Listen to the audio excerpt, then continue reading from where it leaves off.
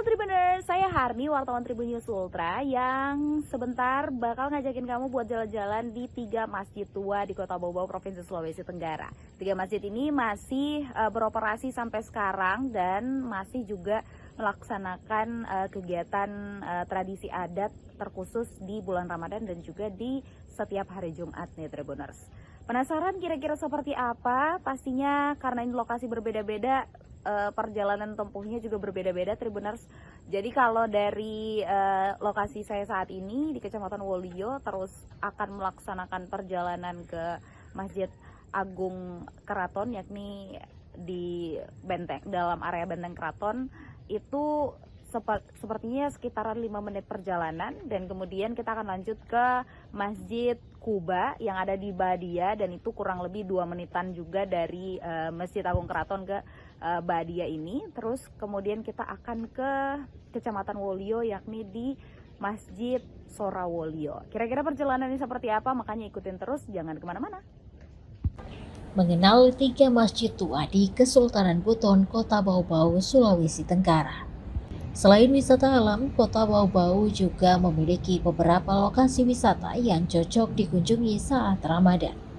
Tidak hanya panorama lokasi yang menjadi incaran, namun juga arsitektur, cerita, hingga peringatan hari besar jadi hal menyenangkan saat berwisata. Kota Bau-Bau dahulu menjadi ibu kota kesultanan, sehingga memiliki perayaan yang masih kental dilaksanakan hingga sekarang. Juga prosesi adat yang kerap masih dilaksanakan pada 3 masjid tua ini. 3 masjid tua tersebut ialah Masjid Agung Keraton, Masjid Kuba Badia, dan Masjid Sorawolio. Ketiga masjid ini dibangun tidak bersamaan, melainkan seiring dengan kebutuhan pemerintahan Kesultanan Buton. Masjid dibangun sesuai dengan tatanan pembangunan pemukiman baru, sehingga harus satu kesatuan. Jika terdapat masjid, maka akan ada baruga dan pasar. Budayawan Buton, Imran Kudus, mengatakan 3 masjid tersebut saling melengkapi satu sama lain. Kata dia, terdapat aturan seperti jika dalam sebuah upacara ketiganya diundang, maka perangkat masjid keraton yang menjadi penyelenggara upacara. 2 lainnya menjadi peserta, meskipun dalam sebuah upacara dihadirkan 3 perangkat masjid tersebut. 3 masjid ini masih menggelar tradisi adat, salah satunya tradisi unik, yakni ritual pelaksanaan sholat Jumat. Sementara pada bulan Ramadan terdapat beberapa peringatan seperti Malona Kunua yang digelar pada 16 Ramadan dan Malona Kadiri pada 27 Ramadan. Masigi Ogena atau Masjid Agung Keraton. Masjid ini menjadi daya tarik wisatawan sebab memiliki arsitektur yang unik. Kayu yang digunakan untuk membangun masjid sebanyak 313 sesuai dengan jumlah tulang manusia. Kemudian terdapat 12 pintu dan jendela yang dianalogikan sebagai 12 lubang pada manusia. Tidak sampai di sana, jumlah anak tangga pada pintu masuk masjid berjumlah 17 yang berjumlah sama dengan rakaat sholat dalam sehari semalam.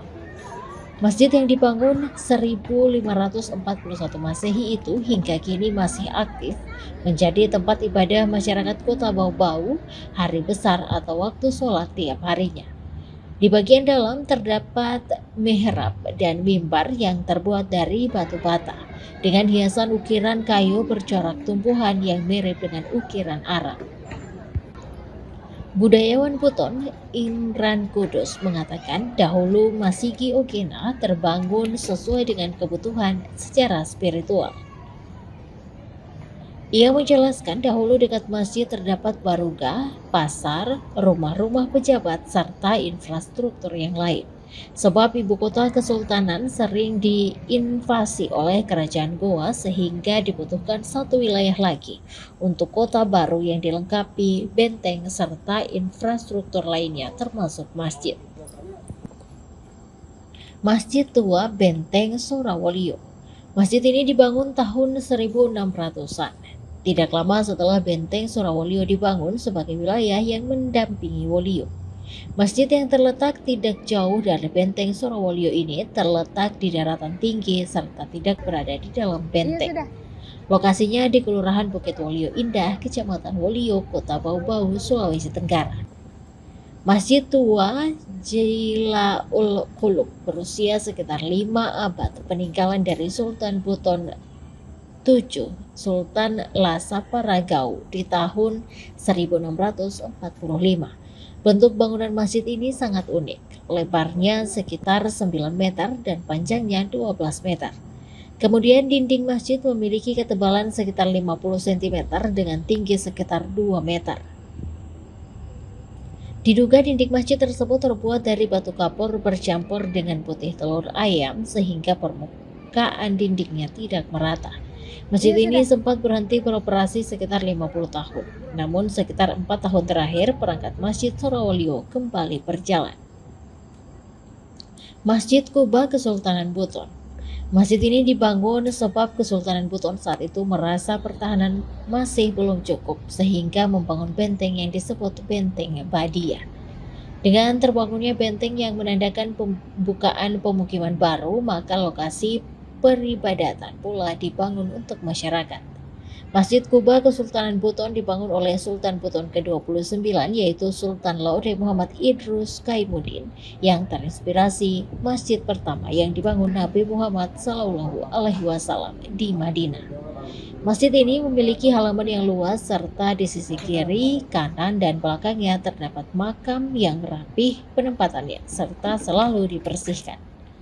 Pohon bunga kamboja juga tumbuh di antara makam-makam tersebut, sehingga memungkinkan warga yang datang beribadah sholat berdampingan langsung dengan makam tersebut. Masjid ini disebut ditopang 3 tiang utama seperti 3 tiang yang berada di dalam Ka'bah. 3 tiang tersebut sebagai simbol iman, Islam, dan ihsan atau kesempurnaan dalam beribadah. Sementara dinding masjid terbuat dari campuran batu gunung dengan ketebalan dinding sekitar 50 cm.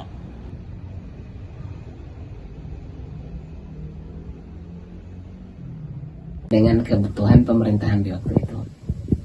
Pertama di ibu kota, di Wolio, itu ibu kota dikelilingi benteng. Kemudian tentu ada infrastruktur di dalamnya. Ada infrastruktur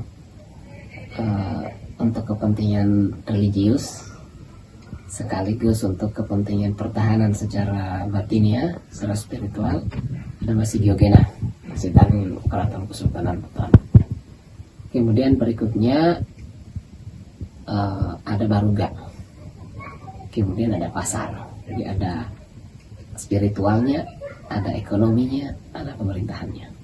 Terus ada rumah-rumah pejabat dan infrastruktur yang lain. Seiring dengan perkembangan zaman, sesuai dengan kebutuhan bagaimana untuk melindungi ibu kota, karena ibu kota kesultanan sering diinvasi oleh kerajaan Goa, sehingga dibutuhkan tempat atau dibutuhkan satu wilayah yang khusus untuk membangun kota baru, ya, yang dilengkapi dengan benteng dan dilengkapi dengan infrastruktur yang lain. Karena di sana ada masyarakat, maka harus dilengkapi dengan infrastruktur peribadatan. Maka di era-era abad ke-17 tahun 1600-an, mungkin masuk 1700-an, dibangunlah benteng namanya Sorowolio. Artinya wilayah yang mendampingi Wolio. Kemudian dibangun masjid, ya. Dan ada pejabatnya namanya Latina Sorowolio. Jadi ada pejabat daerah khusus yang kemudian di sana ada masyarakatnya, ada infrastrukturnya untuk pertahanan, ada infrastruktur juga untuk kepentingan apalagi namanya peribadatan atau dalam hal ini kepentingan agama atau spiritual. Sehingga dibangun masjid dan ada perangkatnya, begitu. Sifatnya karena ada masyarakat di sana kan, maka ibu kota itu harus disiapkan dengan itu. Dalam perkembangannya di tahun 1800-an awal, maka itu dirasa tidak cukup untuk melindungi ibu kota dari sisi lain. Maka dibangunlah benteng yang disebut dengan Benteng Badia. Baik Benteng Badia maupun Benteng Surawalio, masjid itu tidak di dalamnya. Karena teknik sudah mulai dirubah, bahwa tidak perlu kita bikin benteng yang terlalu besar. Benteng itu cukup ditempatkan dalam posisi yang strategis sebagai pusat pengintaian dan pusat melakukan pertahanan. Karena kalau bikin benteng lagi yang lebih besar seperti di Benteng Walio, itu selain menggunakan energi yang besar, juga pendanaan dan pembiayaan yang besar, sehingga mereka lebih berpikir efisien gitu ya. Jadi dibuatlah benteng yang tidak terlalu besar. Mungkin dalam benteng itu paling 1-2 rumah. Kalau di Surawalio ada 2 benteng. Jadi dia lihat posisi strategisnya. Bagaimana? Oke, kita sudah sampai di penghujung perjumpaan kita nih Tribuners, dan rasanya seru banget ngeliat 3 masjid tua di Kota Bau-Bau, Provinsi Sulawesi Tenggara ini, dan masih beroperasi untuk peribadatan hingga hari ini Tribuners. Keren banget ya. Kalau penasaran makanya jalan-jalan ke Kota Bau-Bau. Kita akan ulik lagi lokasi-lokasi di Kota Bau-Bau, makanya jangan sampai melewatkan Tribun News Traveler berikutnya.